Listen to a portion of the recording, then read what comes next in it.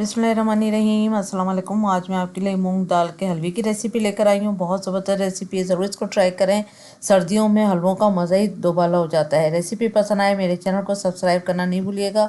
Subscribe का red button दबाइए, बराबर में दी गई बेल को क्लिक कीजिए ताकि हर नई रेसिपी आपके पास सबसे पहले आ जाए। अब आते हैं हम रेसिपी की तरफ। तो यहाँ पर मूँग दाल 1 कप ली है मैंने,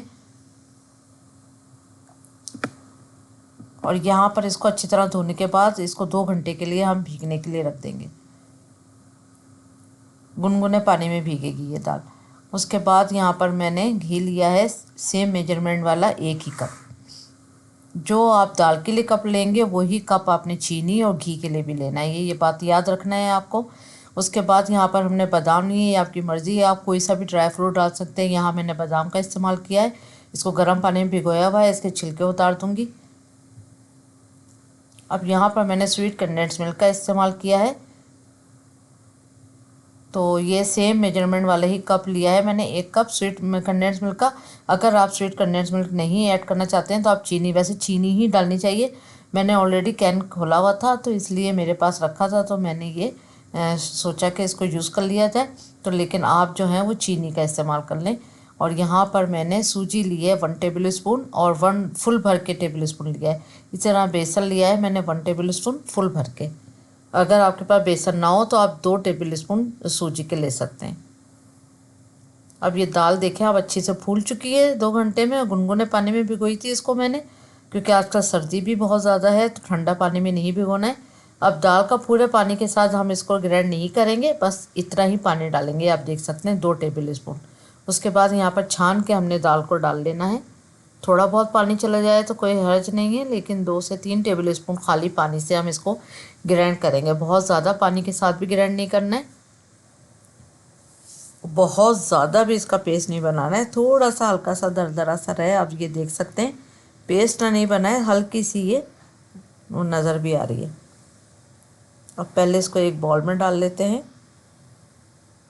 फिर कुक करने में हमें ज़्यादा आसानी होगी। अब एक पैन में हमने 1/4 कप, पहली बार आप 1/4 कप डालें फर्स्ट स्टेप में घी का। उसके बाद घी गर्म हो जाए फिर हम सूजी ऐड कर देंगे इसमें। 1-2 सेकंड हमने चमचा चलाया है खाली, ताकि सूजी जो है मिक्स हो जाए घी में। उसके बाद फिर फ़ौरन ही हम बेसन डाल देंगे। अब इनका कलर चेंज हो जाए, हल्की आंच पे इसको हम भूनेंगे, और इसकी खुशबू भी अच्छी आने लगेगी और हल्का सा कलर चेंज हो जाएगा। फिर उसके बाद फिर इसमें हम पेस्ट डाल देंगे, मूंग दाल का जो पेस्ट बनाया था। अब आप चमचा भी मुस्तकिल चलाते रहें, आंच को बहुत स्लो रखें या चूल्हा बंद कर दें। चूल्हा बंद करके भी आप इसको डाल सकते हैं, क्योंकि लम्स नहीं बनने चाहिए इसमें। अच्छा सा पेस्ट रहना चाहिए, और मुस्तकिल अच्छी तरह चमचा चलाते रहें। बस जैसे जैसे ये ड्राई होने लगेगा फिर हम इसमें 1 टेबल स्पून की जितना जो है वो घी ऐड कर देंगे इसमें।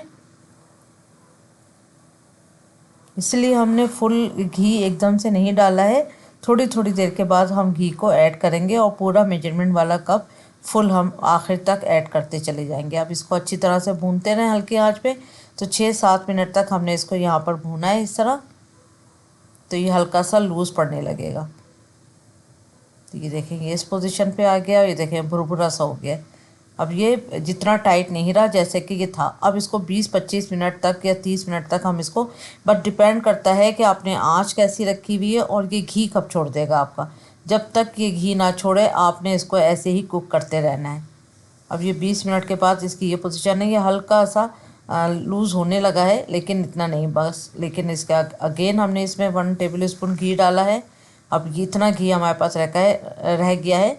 हमने बीच बीच में 1 टेबल स्पून करके घी डालते रहे। अब ये देखें घी जो है वो सेपरेट हो चुका है 5-7 मिनट के अंदर अगेन, और कलर भी इसका बहुत अच्छा हो गया है, गोल्डन पे कलर आ गया है। अब जब ये इस तरह से कलर आ जाएगा फिर इसके अंदर हम चीनी ऐड कर देंगे। और अगर मैंने यहाँ पर स्वीट कंडेंस मिल्क ऐड करा है तो मेरा कलर दोबारा वाइट पे चला जाएगा, क्योंकि इसमें मिल्क भी होता है। अब 4-5 मिनट तक इसको लो फ्लेम पे अगेन हम कुक करेंगे, और उसके बाद फिर हम इसमें गर्म पानी ऐड करेंगे। तो चूल्हे को कर दें बंद, और थोड़ा थोड़ा करके गर्म पानी ऐड करें। 3 कप गर्म पानी, सेम मेजरमेंट वाले 3 कप पानी ऐड होंगे, सेम मेजरमेंट वाले।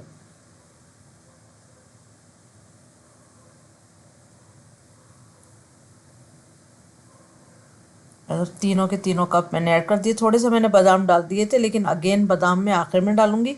अच्छी तरह से इसको कुक करते रहें, ये जो है वो सख्त होता जाएगा। अब यहाँ पर मैंने 2 टेबल स्पून के करीब बादाम डाले बारीक कटे, और इसमें हरी इलायची का पाउडर जाएगा ये 1 टीस्पून के जितना। अब इसको चलाते रहें, घी सेपरेट हो जाएगा। ये देखें, ये इस पोजीशन पे आ जाएगा।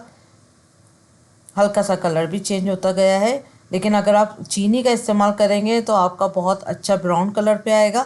यहाँ मैंने स्वीट कंडेंस मिल्क का इस्तेमाल करा है, तो कलर में थोड़ा सा फ़र्क है। बस ये रेडी हो जाएगा इस तरह। जब तक ऑयल सेपरेट ना हो जाए आप कुक करते रहें। उम्मीद करती हूँ आज की रेसिपी आपको पसंद आई होगी।